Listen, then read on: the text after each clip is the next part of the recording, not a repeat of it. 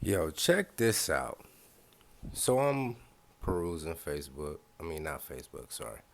I'm perusing YouTube and I come across a stream that none other than BGS IBMOR, Black Gnostic Speaks IBMOR, is putting up trying to champion the transatlantic slave trade. First off, why a man would want to champion and advocate a school of thought that puts you in slavery, that is beyond me. But in any event, anyway, as many of you brothers know who've been following me for quite some time, I have been slaving hard in the vineyard, the cornfield, the cotton field, whatever you want to call it, debunking this transatlantic slave trade and putting to bed the erroneous notion that we as African Americans came from a small region on the west coast of Africa and were brought over here and populated the entire Americas, that being North, South, and Central America.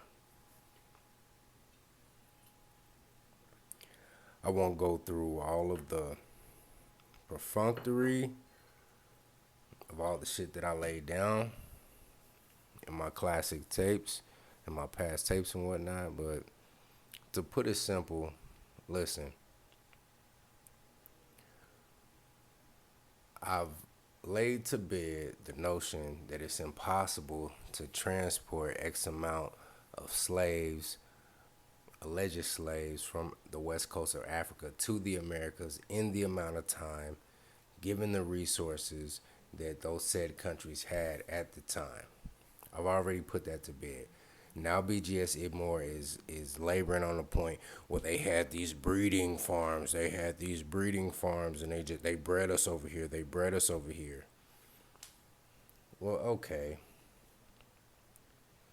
If they needed so many African slaves to work the tobacco fields and the cotton fields and what have you, why wouldn't they just enslave the indigenous population here? Well, you see, the indigenous population died of diseases, so they were rendered obsolete. Okay, well, if that's the case, why were the American Indian Wars so prevalent within the American history? Why were the American Indians fighting tooth and nail against the so-called colonizers, if you will?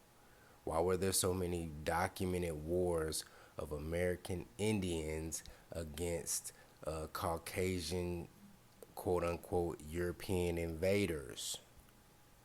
Why is that? If they died off, if so many of them died off because of disease and whatnot, why were there a population of them left over who still put up a motherfucking good ass fight? So much so that there were a number of treaties and whatnot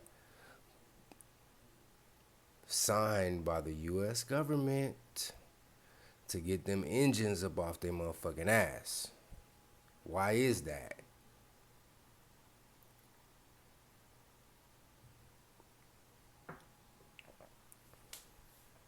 And I've said this before and I'll say it again.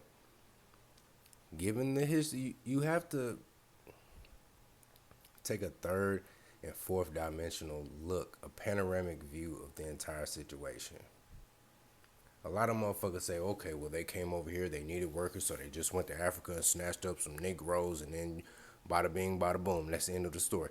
No, you have to look deeper into that. You have to look at the economic situation of each country that was allegedly involved in the transatlantic slave trade, and you have to look at the political climate of these said countries.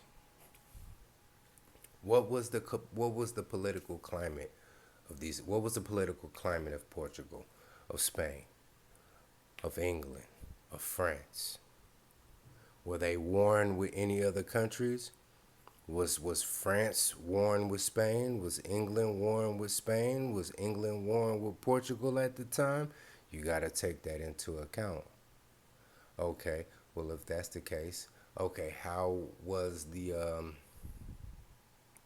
populace at hand? Were the populace, what was the economy of each of these countries? Were they solid? Did they have the funding?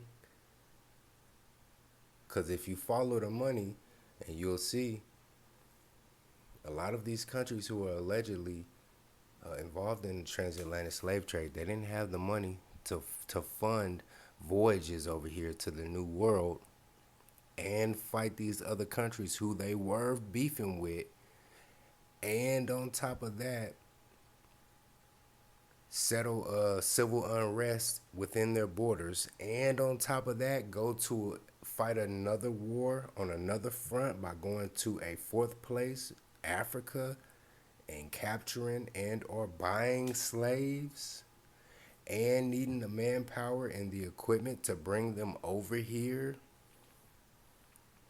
It is a feat that could not be done today. Given the technology today, you couldn't do that shit today. Even with the advent of airplanes and shit, and the advent of steamboats and motor powered boats and shit, you couldn't do that shit to this day.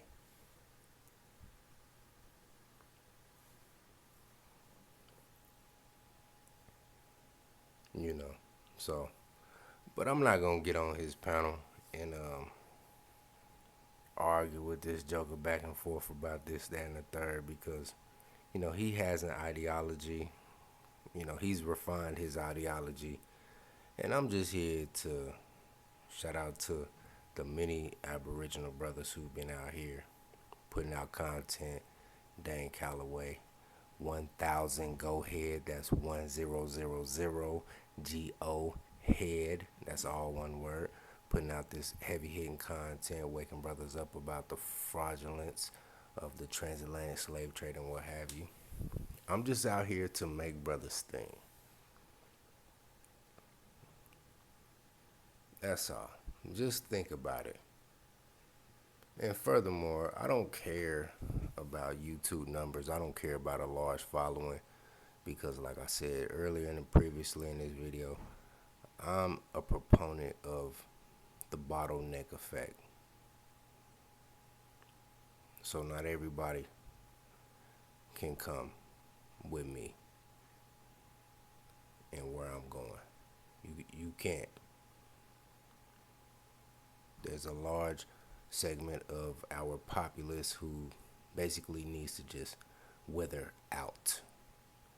They need to wither away. However they go, they need to go.